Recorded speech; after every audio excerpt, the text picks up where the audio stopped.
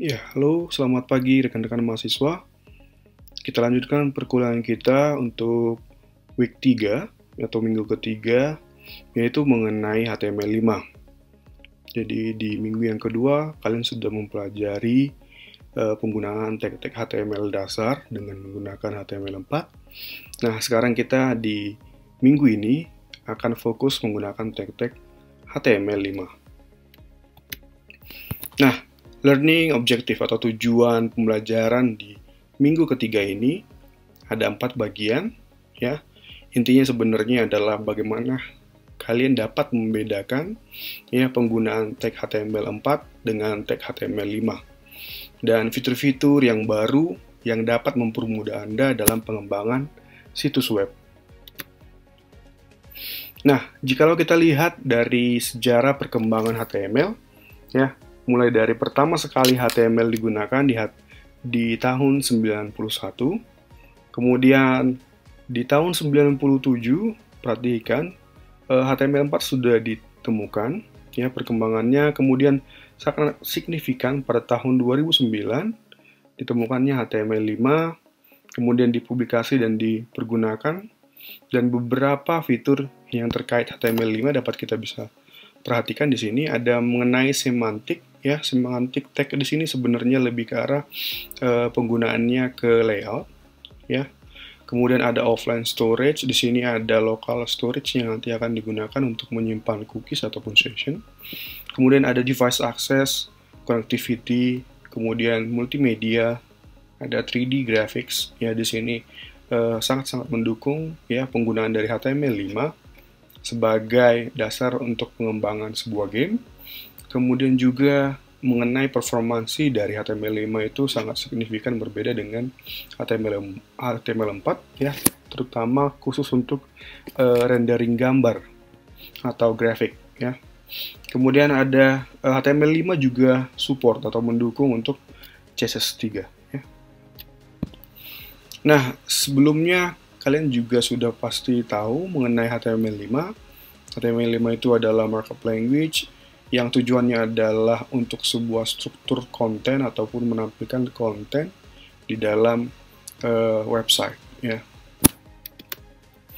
Kemudian perhatikan di sini HTML5 itu merupakan fitur-fiturnya powerful ya. Kemudian penggunaannya juga tag-tag penggunaannya sangat lebih mudah ya, lebih mudah digunakan dibanding HTML4. Kemudian perhatikan juga bahwa ya HTML5 juga sudah mengizinkan atau mensupport pemutaran audio dan video ya. Jadi untuk HTML4 ketika kita mau memutar video ataupun audio, kita harus membutuhkan plugin ya, plugin yang ditambahkan ke dalam tag HTML, kemudian tag plugin tersebut akan dapat mengizinkan kita untuk memutar audio dan video.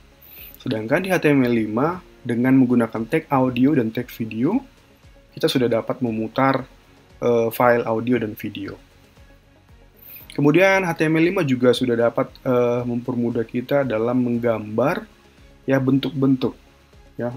Di sini ada circle, kemudian ada rectangles ya, persegi panjang, kemudian ada triangles yang dimana sebelumnya itu HTML4 tidak support ya.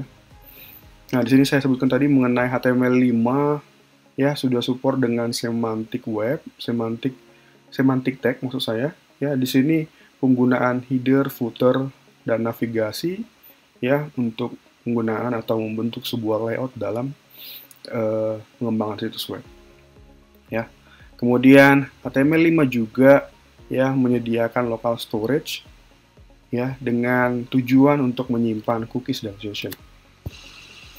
Nah, struktur dari HTML5 ya, jikalau kita perhatikan beda dengan HTML4 adalah ya deklarasi dari dokumennya. Ya, dokumen HTML4 itu lebih panjang, sedangkan untuk HTML5 ya kita hanya mendeklarasikan ya buka kurung tanda seru dokumen type HTML ya tutup kurung.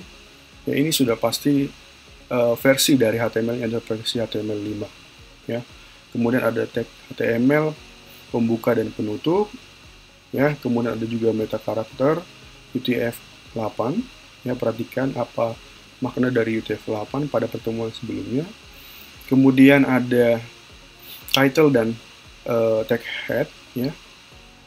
Kemudian ada juga body. Ya, body inilah nanti semua elemen-elemen atau konten-konten yang akan kita tampilkan di dalam browser Anda. Nah, jikalau kita perhatikan di sini perbedaan antara HTML4 dan HTML5, ya, kita bisa lihat dari tabel ini. Ya, ini untuk HTML4, ini untuk HTML5. Contoh sederhana di sini, ya, seperti yang saya jelaskan tadi. Untuk deklarasi dokumen type di HTML4 itu sangat panjang, ya. Bahkan mungkin agak susah dihafal kalau misalnya kita perhatikan. Tapi yang mau ditekankan di sini adalah bahwa sini menyatakan dia HTML4 versinya.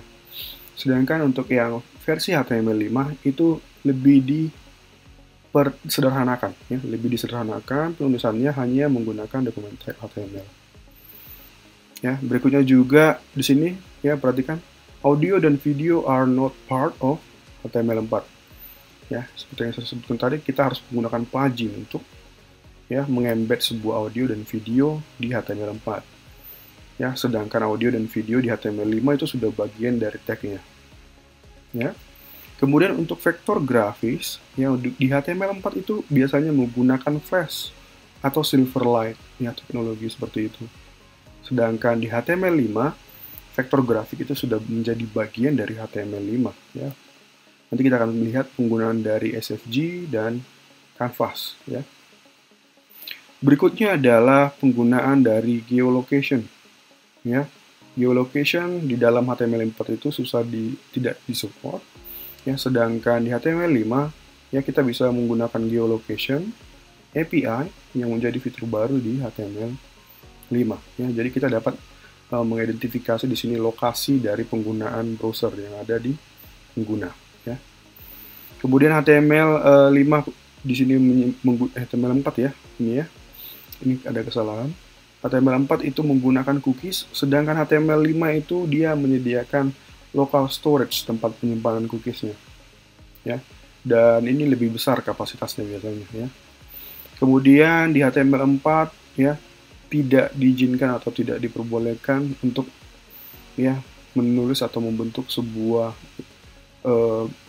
lingkaran ataupun segitiga atau persegi, sedangkan di HTML5 dapat, ya, dengan tadi support dari SVG dan Canvas.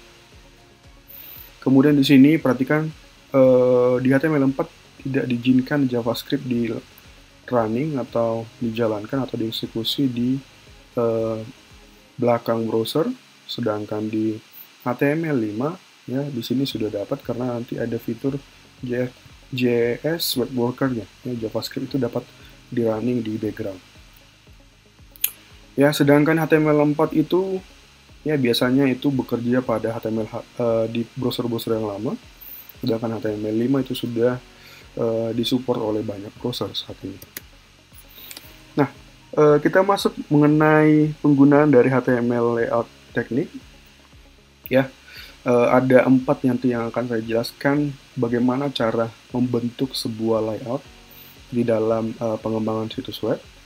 Yang pertama, yang paling awal atau yang paling biasanya banyak juga sih digunakan untuk membentuk sebuah layout itu HTML table.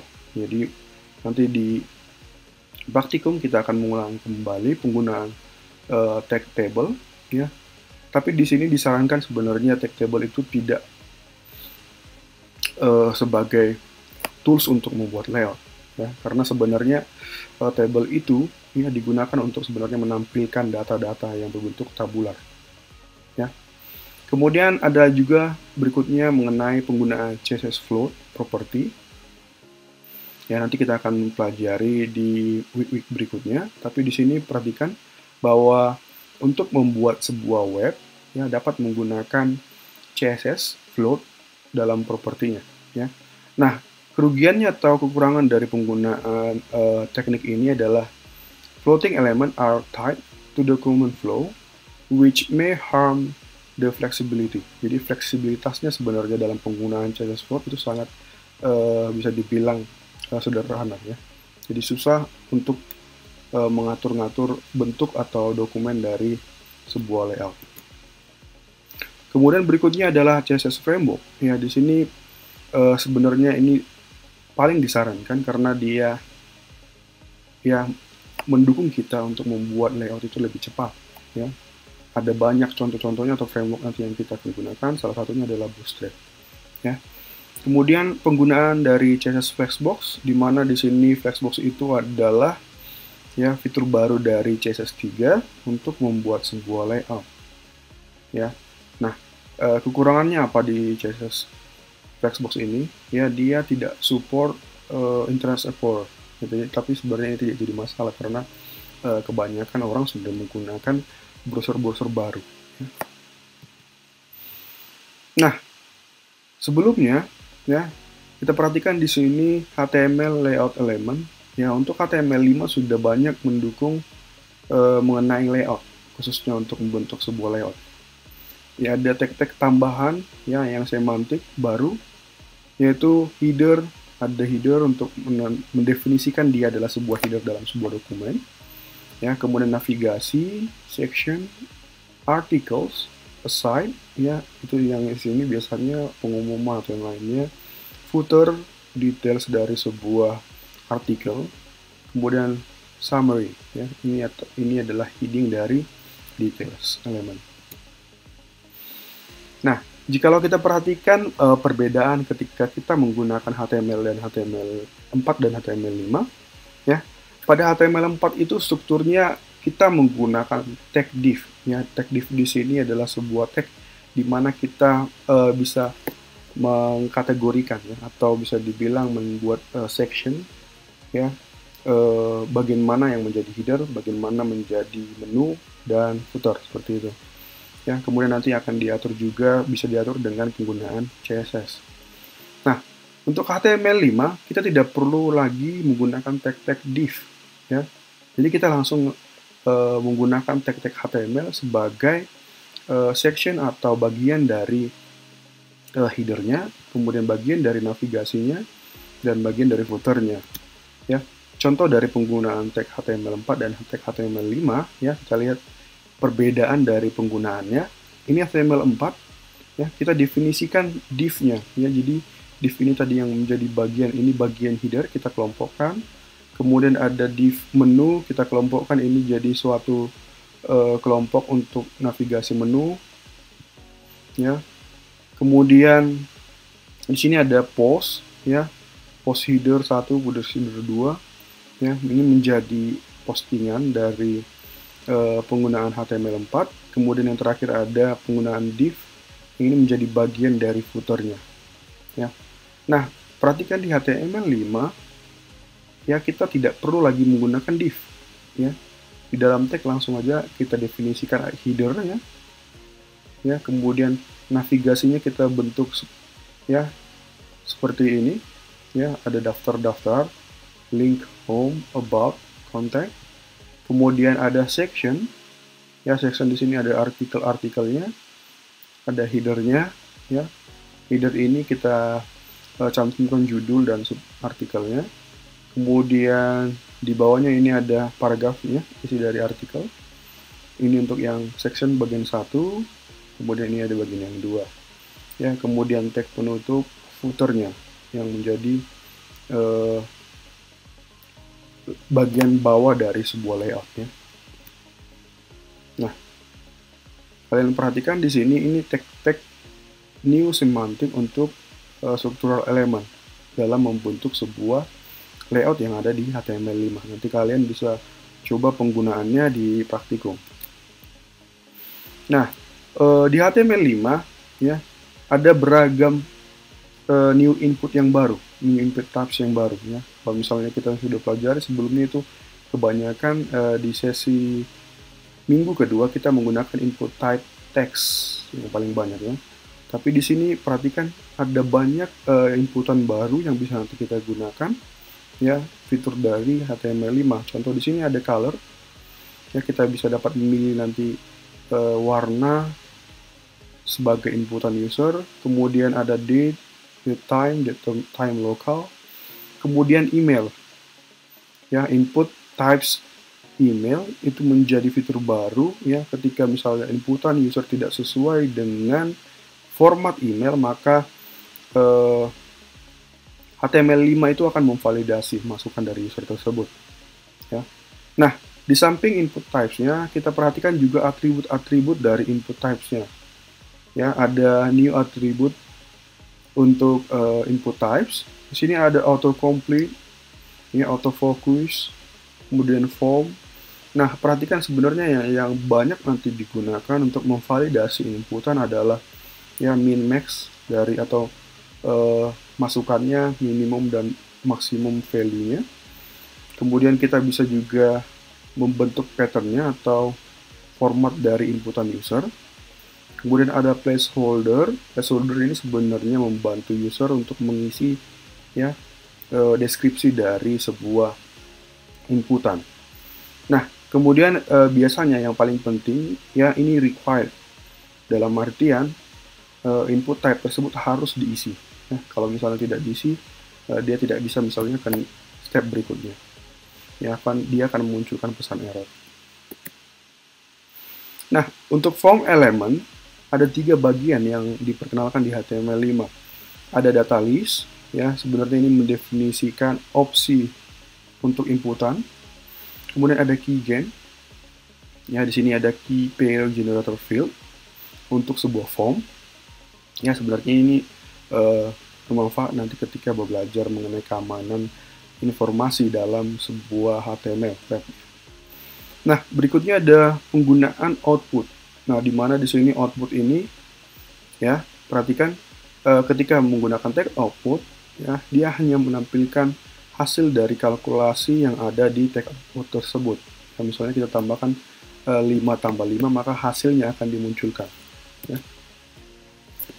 Nah, kita balik lagi, sebelumnya kalian sudah belajar mengenai form element ya. Form element itu perhatikan di sini ya, karena nanti kalian tidak akan belajar mengenai PHP ya. File ini bisa digantikan dengan file HTML ya. Contoh sederhana ya, di sini kita bisa gantikan misalnya success atau sukses.html ya, dimana ketika kita post data yang berisi first name dan last name di sini, kita submit ya, maka akan mengirimkan data first name dan last name ke success atau sukses.html tadi ya. Jadi di sukses.html hanya berisi misalnya selamat datang seperti itu. Ya, jangan kalian pikir bahwa di dalam action.php ini ya, ini nanti kita akan pelajari di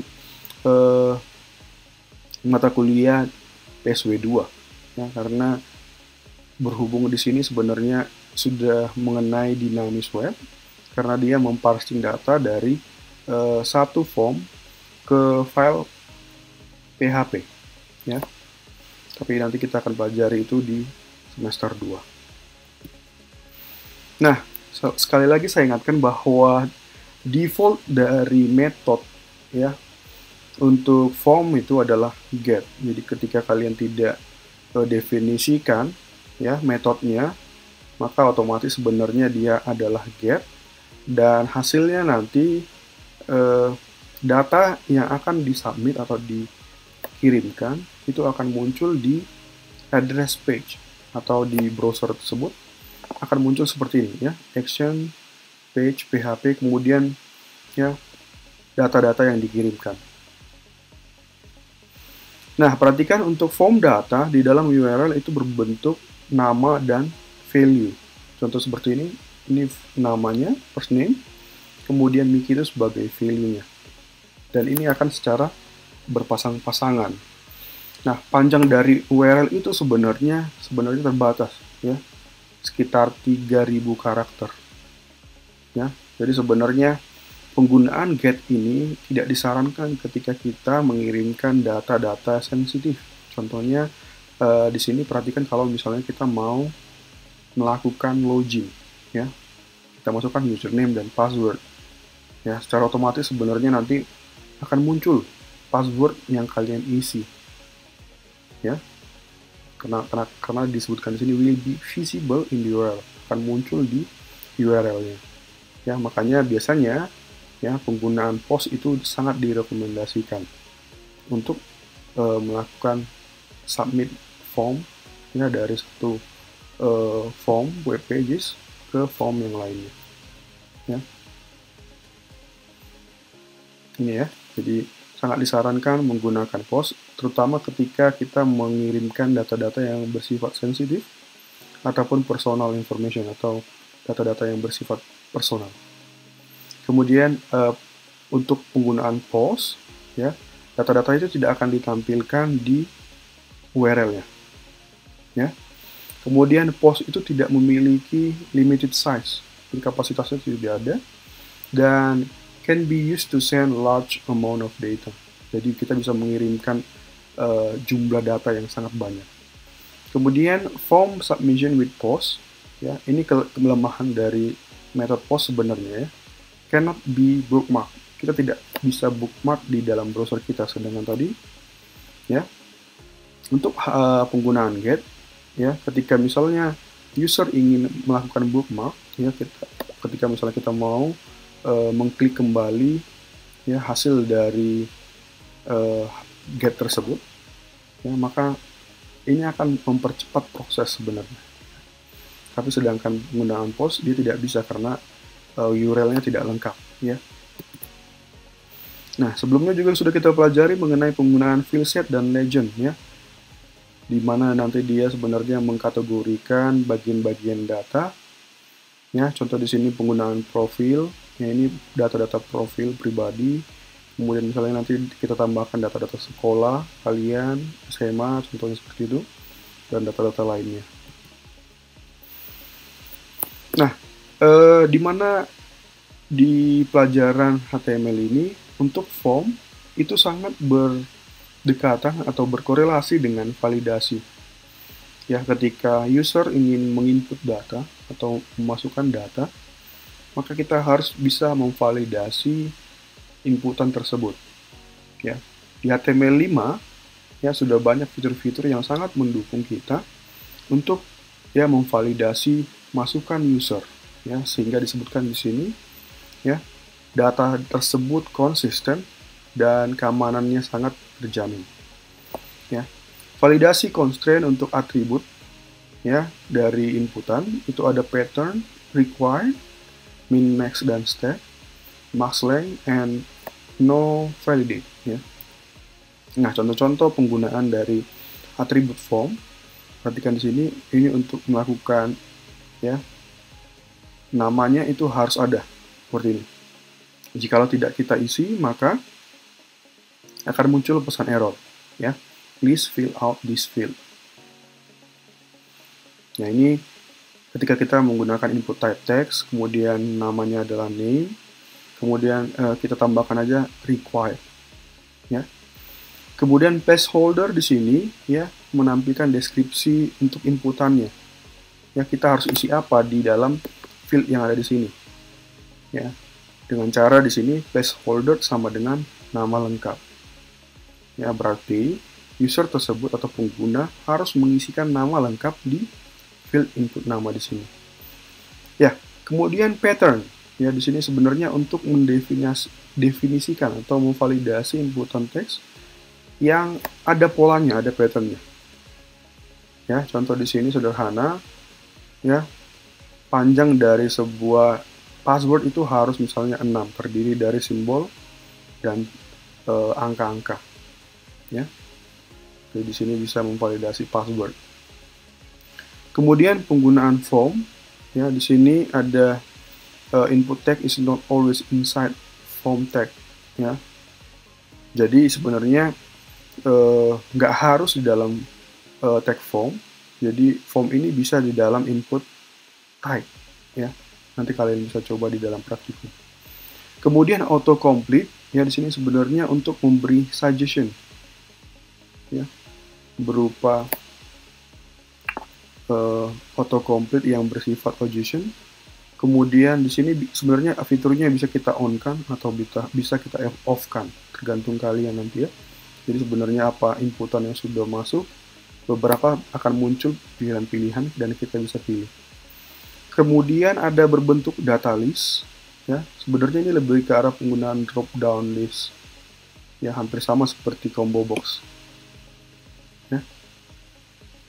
Kemudian ada penggunaan autofocus, ya, di mana di sini tujuannya sebenarnya untuk meng-highlight atau memfokuskan kursor di inputan mana yang harus diisi pertama sekali. Ya, kita tambahkan saja langsung autofocus sama dengan penggunaan require. Nah, kita masuk ke berikutnya mengenai media elemen yang ada di HTML5. Ya, seperti yang saya jelaskan tadi bahwa ya di HTML5 sudah support mengenai penggunaan atau menampilkan audio dan video.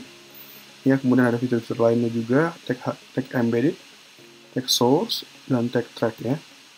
Nah, contoh sederhana dari penggunaan HTML5 ini untuk menampilkan video yang ada di YouTube ya. Nanti kita bisa ambil dari sebenarnya link YouTube-nya. Ya, di situ ada embedded. Di situ langsung akan disediakan tag embedded-nya. Kita bisa langsung kopikan di dalam body, kemudian kita kopikan seperti ini, ya, maka akan muncul di dalam lokal kalian seperti ini. Ya, kalian nanti bisa coba. Kemudian berikutnya mengenai penggunaan grafik di HTML5, ya, HTML5 ini sudah support menggunakan canvas dan SVG. SVG itu adalah scalable vector graphic, ya. Nah, untuk canvas elemen ini, ya, biasanya nanti akan banyak menggunakan JavaScript, ya.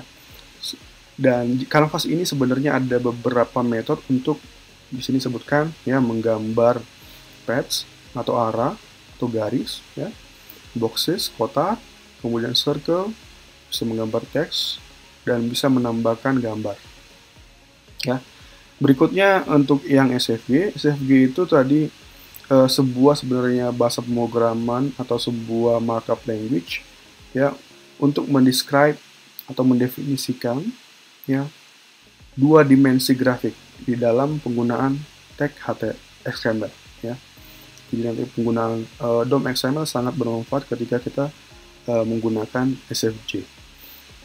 Nah, SVG di sini several methods ya untuk hampir sama sebenarnya ya. Jadi dapat menggambar paths, ya, boxes, kotak, kemudian lingkaran, teks dengan menambahkan gambar juga. Nah, jika kita lihat gambar yang ada di slide, nah ini perbedaan antara canvas dan SVG, ya. Nah, yang mau saya tekankan di sini sebenarnya adalah untuk penggunaan game, canvas itu lebih support, ya, lebih banyak digunakan dibanding SVG karena sini dia tidak support. Sedangkan untuk penggunaan rendering area atau penggunaan Google Maps, orang biasanya banyak menggunakan SVG.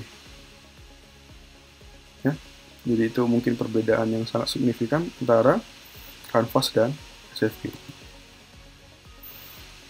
Nah, di sini penggunaan dari HTML grafik, ya, untuk canvas dan SVG.